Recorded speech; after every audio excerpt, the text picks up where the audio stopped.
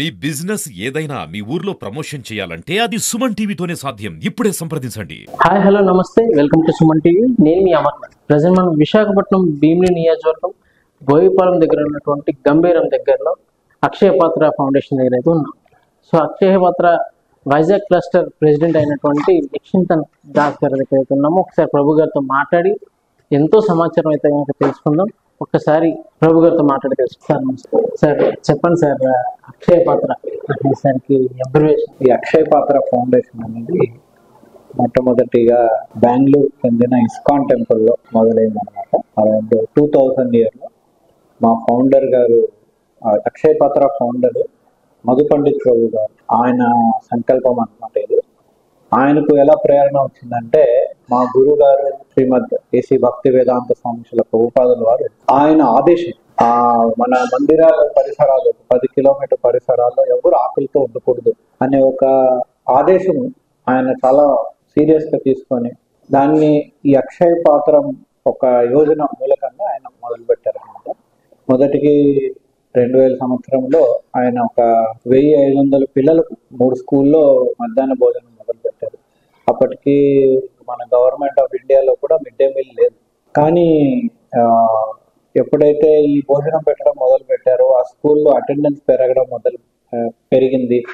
అలాగే పిల్లల performance, academic performance పెరిగింది. ఇటువంటి ఒక ఇంపాక్ట్ చూసినప్పుడు ఆయనకి ఇంకా ప్రేరణ వచ్చిందనమాట. అలాగే పక్క వేరే స్కూల్స్ లో నుంచి కూడా రిక్వెస్ట్ పెరగడం మొదలైంది. అలాగే నిదానంగా పెరుగుతూ రిక్వెస్ట్ ఈ రోజు ఒక 22 సంవత్సరాల తర్వాత ఆల్ ఓవర్ ఇండియాలో దాదాపు 22 lakhs 22 లక్షల పిల్లలకు రోజు 75 కిచెన్ల నుంచి మధ్యాహ్న భోజనం అక్షయ పాత్ర ద్వారా వెళ్తుంది. అంటే ఇప్పుడు గవర్నమెంట్ కూడా mid day meal scheme start చేసింది కాబట్టి ఇప్పుడు గవర్నమెంట్ తో పార్ట్నర్షిప్ చేస్తాం. గవర్నమెంట్ తో ఇంప్లిమెంటింగ్ ఏజెన్సీగా మనం చేస్తాం. ప్రభు, ఈ యొక్క చూసాము కిచెన్ ప్రతి ఐటమ్ 2 నుంచి 3 సార్లు క్లీన్ చేయడం కానీ, అండ్ మెయింటైన్ చేసే హైజీన్ కండిషన్స్ కానీ, అండ్ వర్కర్స్ యొక్క బాధ్యత అండ్ వర్క్ చేసే విధానం కానీ చాలా చాలా చాలా బాగున్నాయి ప్రభు గారు. వీళ్ళని ట్రైనప్ ఎలా చేస్తారు, లేదంటే కనుక వీళ్ళకైనా స్పెషల్ క్లాసెస్ ఇవ్వడం జరుగుతుంది? ఫుడ్ అనేది చాలా సెన్సిటివ్ ఐటమ్, ఎస్పెషలీ పిల్లలు. సో ఒకటి న్యూట్రిషన్ ఫుడ్ ఇవ్వాలి, రెండోది చాలా హైజీనిక్ ఫుడ్ ఇవ్వాలి. సో మాస్ స్కేల్లో ఫుడ్ ఇక్కడ తయారవుతుంది కాబట్టి, and ready to eat food, ఇదేంటి ప్యాక్డ్ మీల్స్ లాంటిది కాదు. సో చాలా జాగ్రత్త తీసుకొని భోజనం తయారు చేయాలి ఇక్కడ. అందుకనే ఇక్కడ స్టాఫ్ అందరికి చాలా సీరియస్ రిగరస్ ట్రైనింగ్ ఉంటుంది. వాళ్ళు రిక్రూట్ అయినప్పుడు ఇక్కడ మొదటికి ఒక 2-3 రోజులు మొత్తం ట్రైనింగ్ ఉంటుంది. దాని తర్వాత వాళ్ళు క్వాలిఫై అయితే వారిని జాబ్ తీసుకుంటారు అనమాట. అందుకే ఫుడ్ సేఫ్టీ మెజర్స్ అని కొన్ని ఉన్నాయి, FSMS అని. వాటి మీద ట్రైనింగ్ ఇస్తారు. సో మాకు సెపరేట్గా క్వాలిటీ డిపార్ట్మెంట్ అని ఉంది. వీరేంటంటే ఫుడ్ స్పెషల్ క్వాలిటీ సేఫ్టీ వాటి మీద వాళ్ళు ఫుల్ ఫోకస్ పెట్టుంటారు. సో వారానికి ఒకసారి అందరూ ఎంప్లాయీస్కి ట్రైనింగ్ ఉంటుంది. Food handlers, helper level and food handlers, even supervisor level and managers level, each level వాళ్ళ డ్యూటీస్ని గుర్తు చేస్తూ, అండ్ ఫుడ్ సేఫ్టీలో కూడా కొత్త ప్రాసెసెస్ మారుతూ ఉంటుంది, సెన్సిటివిటీస్ మారుతూ ఉంటుంది. సో వాటి గురించి పూర్తిగా ట్రైనింగ్ ఎవ్రీ వీక్ వాళ్ళకి ఇస్తుంటారు. ఓకే. అండ్ ఇన్ఫాక్ట్ ఇప్పుడు మీరు చూసిన కిచెన్ అది కూడా ISO certified kitchen, first ISO certified kitchen in Andhra అనమాట. అండ్ 2023 ఎక్సలెన్స్ ఇన్ కిచెన్ అని చెప్పేసి కూడా అమౌంగ్ ఆల్ 75 కిచెన్స్ అక్షయ పాత్రలో ఇక్కడ ప్రాసెసర్స్ అని చాలా బాగా చేస్తున్నారని ఎక్సలెన్స్ అవార్డు. ప్రభు, ఈ యొక్క విశాఖపట్నం క్లస్టర్ మెయిన్ సంబంధించి 5000 మందితో స్టార్ట్ అయ్యి ఈ రోజు ఎంతమంది పిల్లలకి ఇక్కడ నుంచి భోజనం అనేది? ఇప్పుడు విశాఖపట్నంలో మాకు 2 కిచెన్లు ఉన్నాయి. ఒకటి కంచర్పాలెంలో ఇండస్ట్రియల్ ఏరియాలో ఉంటుంది. అక్కడ నుంచి రోజుకు ఒక 22,000 పిల్లలకు మధ్యాహ్న భోజనము, ఇంకొక 5,000 పిల్లలకు బ్రేక్ఫాస్ట్ కూడా పంపిస్తున్నాం అక్కడ. ఇక్కడ గంభీరం నుంచి చుట్టూ ప్రాంతంలో మనం అరౌండ్ 15,000 మీల్స్ పంపిస్తున్నాము, మిడ్ డే మీల్స్. రీసెంట్గా గవర్నమెంట్ కాలేజ్ ఇంటర్మీడియట్ కాలేజీలకు కూడా మిడ్ డే మీల్ స్టార్ట్ చేసింది. సో అదొక 4,000 పెరిగింది ఇక్కడ, అక్కడ కూడా ఒక 2,000 పెరిగింది. టోటల్గా రెండు కలిపితే ఆల్మోస్ట్ 45,000 మీల్స్ ప్రతిరోజు మనము సప్లై చేస్తాం. ప్రభు, ఆ యొక్క భగవంత్ దీక్షలోనే మీరు నిత్యం ఉంటుంటారు. సో మీ యొక్క దినచర్య ఎలా ఉంటుంది? అంటే మాది ఒక తెల్లవారు నుంచి సాధన మొదలవుతుంది. ఈ భక్తి సాధనలో భాగంగా తెల్లవారి అరౌండ్ 4 o'clock మేము లేచేస్తాము. 4:30కి మొదటి హారతి ఉంటుంది, భగవంతునికి మంగళారతి అంటాము. ఆ హారతి అయిన తర్వాత మేమందరం కూడా మెడిటేషన్లో కూర్చుంటాం. మాది జప మెడిటేషన్, హరే కృష్ణ మంత్ర జప మెడిటేషన్ ఉంటుంది. ఆల్మోస్ట్ 2 hours మెడిటేషన్లో ఉంటాం. ఆ 2 hours మెడిటేషన్ తర్వాత మాకు శ్రీమద్ భాగవతం పఠనం ఉంటుంది. ఆల్మోస్ట్ 1 hour ఎవ్రీడే భాగవతం వేద గ్రంథాన్ని చదువుతాం.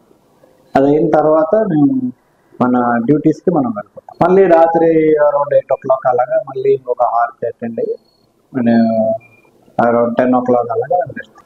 నిజంగా వీఆర్ లక్కీ టు హ్యావ్ ప్రభు. మొత్తం యూనిట్ అంతా ఇక్కడికి షిఫ్ట్ అయినట్టున్నారు మొత్తం. అవును, రీసెంట్ గా ప్రభు పబ్లిక్ కి అక్షయ పాత్ర ఫౌండేషన్ తరఫున, హరే కృష్ణ మూమెంట్ తరఫున మీరు ఇచ్చే మెసేజ్? మన శాస్త్రాల్లో చెప్తున్నారు, మనం ఎప్పుడు కూడా భగవంతునికి మరి సమాజానికి మనం సేవ మనం ఇస్తుండాలి సేవని. Give back to the society. మనం సొసైటీ నుంచి తీసుకుంటున్నాం, మమ్మల్ని సొసైటీ బాగా ఇస్తుంది కాబట్టి మనం కూడా సొసైటీకి తిరిగి ఇవ్వాలి. అప్పుడు మన జీవితం అనేది దానికి ఒక అర్థం ఉంటుంది. ఇప్పుడు ఒక చెట్టు నుంచి ఒక పండు, ఆ పండు చెట్టు తిండు, పండు మిగతా జీవులకి అది ఇస్తుంది అన్నమాట. అలాగనే నీరు సముద్రము లేదా నదులు వారి నీరు వారు తాగరు, అది వేరే వాళ్ళు తాగడానికి ప్రవహిస్తుంది. అలాగనే మానవుడు తన జీవితం అనేది మిగతా వాళ్ళకి సహాయపడేట్టుగా ఉంటే తన మానవ జన్మం అనేది అర్థం ఉంది. మానవ జన్మ మనమేమనుకుంటాము, నా శరీరము నా నా నా కష్టానుభరితం నేనే అనుభవించాలి, నేనెందుకు వేరే వాళ్ళకి ఇవ్వాలి. కానీ భగవంతుడు సృష్టి చేసిన ప్రకృతి పరంగా ప్రతి ఒక్క జీవి ఇంకొక జీవునికి సహాయపడి ఉండాలి. సో అందుకే మానవ జన్మం అనేది సార్థకం అవ్వాలంటే మనము మిగతా జీవులకి మనం సహాయపడి ఉండాలి. మనం చేసిన కష్టాలలో కొంత ఫలితం మనం వేరే వాళ్ళతో షేర్ చేయాలి. దాన్ని భగవంతుని సేవలో కూడా వినియోగించుకోవాలి. అప్పుడు మన జన్మము దానికి ఒక రియల్ అర్థం ఉంటుంది. ప్రభు, భగవద్గీత నేర్చుకోవాలని కానీ అండ్ భగవద్గీత అభ్యసించాలని ఎంతో మందికి ఆసక్తి ఉంటుంది. మెయిన్ ప్రజెంట్ యువత కూడా ఎక్కువగా ఈ యొక్క హిందూ ధర్మం మీద చాలా వరకు దృష్టి పెట్టింది. సో అటువంటి వారికి అక్షయ పాత్ర ఏదైనా ప్లాట్ఫామ్ ఇవ్వగలరా? అక్షయ పాత్ర అనేది స్పెసిఫిక్ గా పిల్లలకి మధ్యాహ్న భోజనాన్ని, అది ఒక స్పెసిఫిక్ ఒక ట్రస్ట్ అన్నమాట. హరే కృష్ణ మూమెంట్, మా సంస్థ హరే కృష్ణ మూమెంట్ లోనే మేము ఎస్పెషలీ యూత్ ఫోకస్ చేస్తూ, కాలేజ్ స్టూడెంట్స్ వారిని ఫోకస్ చేస్తూ భగవద్గీత క్లాసెస్ మేము తీసుకుంటున్నాం. ఆంధ్ర యూనివర్సిటీ, గీతం, అలాగే ఐఐఎం స్టూడెంట్స్ కూడా రెగ్యులర్ గా వీక్లీ వన్స్ భగవద్గీత క్లాసెస్ జరుగుతుంటుంది. అండ్ కొన్ని హాస్టల్స్ కూడా పెట్టున్నాం అనమాట. ఈ హాస్టల్స్ లో వారికి మేము ఎలాగైతే దినచర్య మేము చేస్తుంటాము అటువంటి అంత సీరియస్ గా కాకపోయినా కొంచెం తక్కువగా వారికి ఎవ్రీడే వాళ్ళకి ట్రైనింగ్ ఉంటుంది అక్కడ కూడా. సో యూత్ తర్వాత స్కూల్స్ లో కూడా స్కూల్ స్టూడెంట్స్ బాల సంస్కృతి అని చేస్తున్నాం. సో చిన్నప్పటి నుంచినే మన సనాతన ధర్మం, మన సంస్కృతిని మొదటి నుంచి నేర్పించడానికి భగవద్గీత శ్లోకాల వల్ల వారికి కూడా ఈ యొక్క బాల సంస్కృతి మేము చేస్తాం. అలాగే పెద్దవారు కూడా Bhagavad Gita weekly sessions, Sunday weekly sessions. అలాగా ఏ ఏజ్ గ్రూప్, బికాజ్ అందరినీ కలిపి మనం చెప్తే ఈచ్ గ్రూప్ వేరే వేరే లెర్నింగ్ ప్రాసెస్ వేరే కదా. సో వేరే గ్రూప్ డివైడ్ చేసి ప్రభు గారు, ఇక్కడ విశాఖపట్నం భీమిలి నియోజకవర్గం బోయబలం మన ఏదైతే గంభీరం కడుతున్నటువంటి టెంపుల్ దీని యొక్క విశిష్టత చెప్పండి. ఇక్కడ గంభీరంలో ఐఏఎం రోడ్ అతను మనకు డాక్టర్ ఆదినారాయణ గారు అరౌండ్ 3 acres ల్యాండ్ ఆయన మనకు డొనేషన్ ఇచ్చారు. దాంట్లో 1 acre అక్షయపాత్ర కిచెన్ కట్టాము. ఇంకో 2 acres 2.5 acres ఇప్పుడు హరే కృష్ణ వైకుంఠం కల్చరల్ కాంప్లెక్స్ మనం కడుతున్నాం. వైకుంఠం అంటే విగత కుంఠ, అంటే కుంఠ అంటే ఆందోళన, మనసులో ఉన్న బాధలు, యాంగ్జైటీ, ఆటంకము. వైకుంఠ అంటే విగత, అంటే ఏ స్థలానికి వెళ్తే మనకు ఆందోళన, మనసులో ఆందోళన వెళ్ళిపోతుంది. సో అటువంటి స్థలాన్ని వైకుంఠం. అది భగవంతుని ధామం. అది కానీ భగవంతుడు ఎక్కడైతే నివసిస్తాడో అది భగవంతుని ధామంతో సమానం. కాబట్టి అటువంటి ధామానికి మనం వెళ్ళామంటే ఆ వైకుంఠ భావనను మనము అనుభవించగలం. అలాగా ఇక్కడ కూడా హరే కృష్ణ వైకుంఠం. ఎవరైనా వచ్చారంటే ఆ మనసులో ఉన్న ఆందోళన అంతా పోగొట్టుకోవాలి. అటువంటి ఒక వాతావరణం భగవంతుని దయతో చేయాలని ఇక్కడ వెంకటేశ్వర స్వామి మందిరం మొదటి ఫేజ్ లో కడుతున్నాము. రెండో ఫేజ్ లో రాధా మదన మోహన మందిరం కూడా మనం కడుతున్నాం అన్నమాట. ఇక్కడ 2 phase లో ఆల్రెడీ ఫస్ట్ ఫేజ్ ఒక 50% రెడీ అయిపోయింది. ఇంకొక 2 years లో అది ఇనాగరేషన్ చేయాలని. అండ్ రెండో ఫేజ్ దాని తర్వాత ఒక 3 years పడుతుంది. ప్రస్తుతానికి ఇప్పుడు వెంటనే మనం రాధా మదన్ మోహన్లో ఉత్సవ విగ్రహాలను పూజ మొదలు పెట్టాము. ఇక్కడ స్టూడెంట్స్ కోసం ఒక వేదిక్ సెంటర్ ఒకటి ఓపెన్ చేశాము. దాని పేరు చైతన్య భవన్.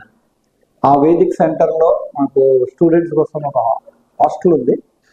అలాగే కింద ఒక చిన్న మందిరం కట్టాం. ఆ మందిరంలో మేము ఇప్పుడు రాధా మదన్ మోహన్ విగ్రహాలు పూజ చేస్తాం. ప్రభు, ఎంతో మందికి ఈ యొక్క హరే కృష్ణ మూమెంట్ పట్ల ఆసక్తి చాలా ఉంటుంది. అలాంటి వారు స్వచ్ఛందంగా వచ్చి ఇక్కడ సేవ చేసుకునే అవకాశం ఏమైనా ఉంటుందంటారా? ఎస్, ఆల్రెడీ ప్రతి సాటర్డే సండే అలాగే ఎప్పుడైనా ఉత్సవాలు జరుగుతున్నాయనుకోండి, ఎంతో మంది వాలంటీర్స్, ఎస్పెషలీ కాలేజ్ స్టూడెంట్స్, వారి సహకారం ఉంటుంది. కాబట్టి అంత గ్రాండ్ ఫెస్టివల్ జన్మాష్టమి చేస్తున్నాము. ఆల్మోస్ట్ 300 వాలంటీర్స్ అవసరం ఉంటుంది. 30,000 మంది 40,000 మంది వస్తారు. అది ఇప్పుడు 2 చోట్ల చేస్తున్నాం. సిటీలో ఒకటి చేస్తున్నాం. సో 300 మంది వాలంటీర్స్ అవసరం ఉంటుంది. అలాగే డైలీ కూడా పూలు కుట్టడానికి, టెంపుల్ క్యూ మెయింటైన్ చేయడానికి పెట్టారు. సో చాలా మంది వాలంటీర్స్ అవసరం ఉంది అండ్ చాలా మంది వస్తున్నారు.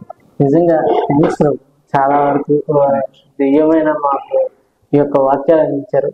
అండ్ హరే కృష్ణ. హరే